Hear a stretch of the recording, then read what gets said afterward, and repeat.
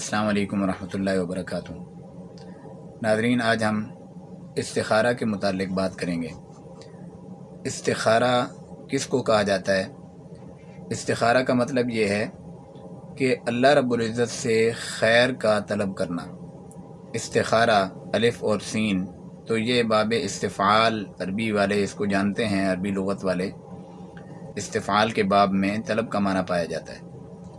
تو اللہ رب العزت سے خیر کو طلب کرنا استخارہ اس کو کہا جاتا ہے۔ بعض لوگ یہ سمجھتے ہیں کہ استخارہ جو ہے وہ کسی اور سے کرانا چاہیے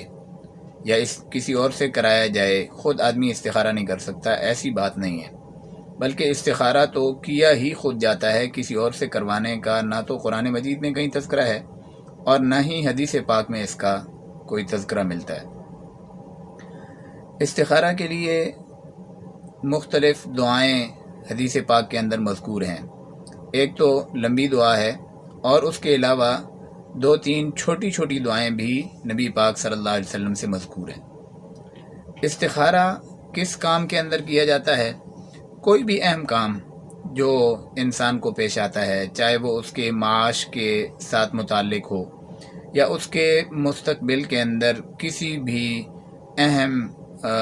موڑ کے ساتھ وہ متعلق ہو، تو اس میں طلب خیر اللہ رب العزت سے انسان گویا کہ مشورہ کرتا ہے اور اللہ رب العزت سے اس معاملے کے اندر خیر چاہتا ہے کہ یا اللہ میرے اس کام کے اندر بھلائی مجھے عطا فرما دے، اور اس کام کے اندر میرے لیے جو میں کام شروع کرنا چاہتا ہوں، اگر میرے لیے یہ اچھا ہے تو میں اس کو شروع کروں، اگر اچھا نہیں تو اس کو مجھ سے دور فرما دے۔ یہی استخارہ کی دعا کے اندر یہی چیز جو ہے وہ انسان اللہ رب العزت سے مانگتا ہے۔ تو استخارہ کی جو دعا ہے وہ یہ ہے کہ اللہم انی استخیرک بعلمک، یا اللہ میں تجھ سے خیر کو طلب کرتا ہوں، تیرے علم کے مطابق اگر اس میں خیر ہے تو میں اس کا سوال کرتا ہوں تجھ سے۔ واستقدرک بقدرتک، اور تیری قدرت کے ساتھ، یعنی اے اللہ تو جانتا ہے کہ اس میں کیا خیر ہے اور کیا بھلائی ہے،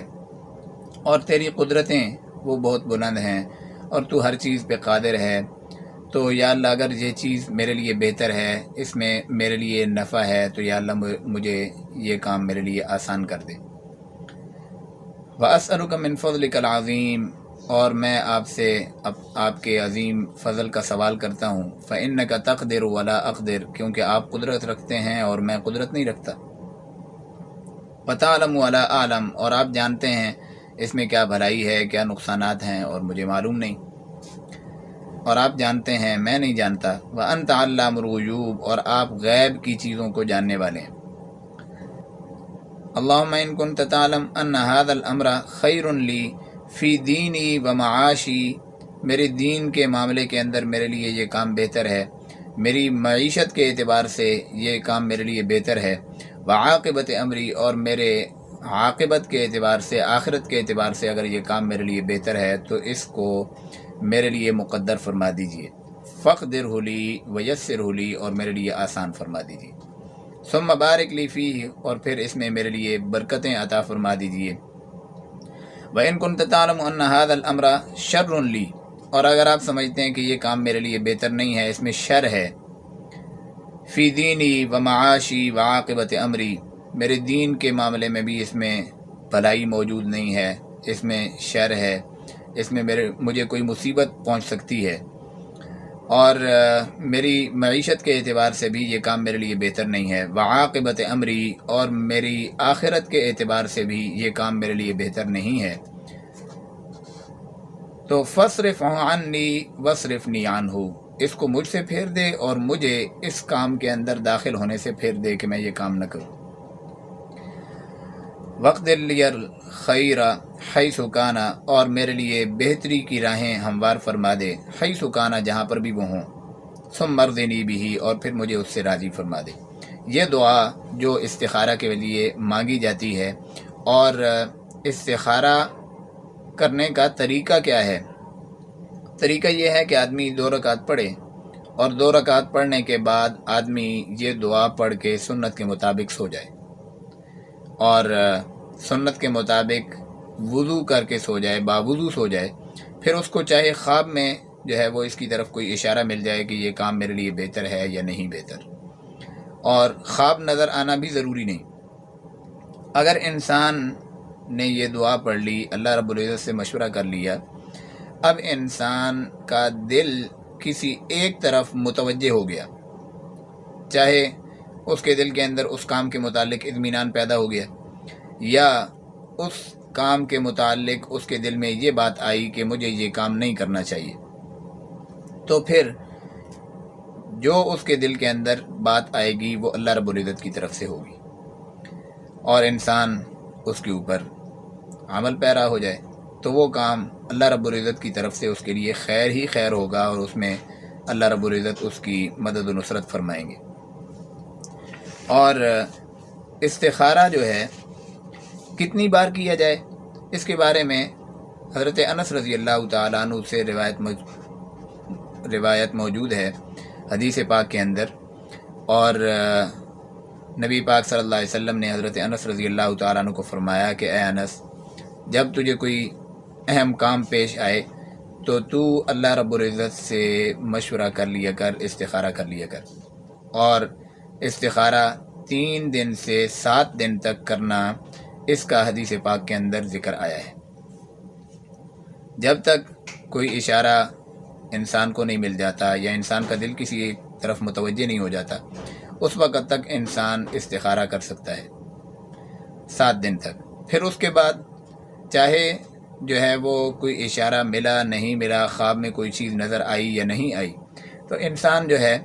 اللہ رب العزت سے اس نے خیر کو طلب کر لیا ہے۔ اب اگر وہ اس کا دل مطمئن ہو جاتا ہے اور وہ چاہتا ہے کہ مجھے یہ کام کرنا چاہیے، تو یہ گویا کہ اللہ رب العزت کی طرف سے ہے، اور اس کو اس کام میں حصہ لے لینا چاہیے۔ جب اس نے استخارہ کرنے کے بعد وہ کام شروع کیا تو انشاءاللہ اللہ رب العزت کی طرف سے اس میں برکتیں ہوں گی۔ استخارہ کسی دوسرے سے نکلوانا یہ درست نہیں ہے، نہ ہی اس کا حدیث پاک میں تذکرہ ہے، نہ قرآن مجید میں اس کا کوئی تذکرہ موجود ہے۔ اور استخارہ کے اندر بعض لوگ یہ سمجھتے ہیں کہ اس کو جو ہے وہ کوئی غیب کی چیز جو گم ہو جاتی ہے یا چور کو پکڑنے کے لیے استخارہ کیا جاتا ہے، ایسی کوئی بات نہیں ہے، بلکہ استخارے کا مطلب ہی یہ ہے کہ انسان اللہ رب العزت سے خیر کو طلب کرتا ہے، اور یہ کسی اور سے جو ہے وہ استخارہ کروانا، بعض جو ہے وہ عاملین وہ بڑے بڑے ایڈ دیتے ہیں کہ ہم سے استخارہ کروایا جائے، تو استخارہ کسی اور سے کروانا اس کا کوئی ثبوت نہیں، اور نہ ہی استخارہ جو ہے وہ کسی ایسی چیز کے بارے میں ہوتا ہے کہ جو گم ہو گئی یا چور لے گیا، اور اب جو ہے وہ استخارہ کیے جائے تو وہ چور مل جائے یا وہ چیز مل جائے،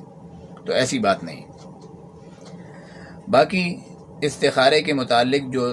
3 چھوٹی دعائیں ہیں، مختصر دعائیں، وہ کیا ہیں؟ نبی پاک صلی اللہ علیہ وسلم سے یہ دعائیں منقول ہیں۔ پہلی دعا یہ ہے، وختر لی، اور مجھے اسی چیز کو میرے لیے اختیار کر دے۔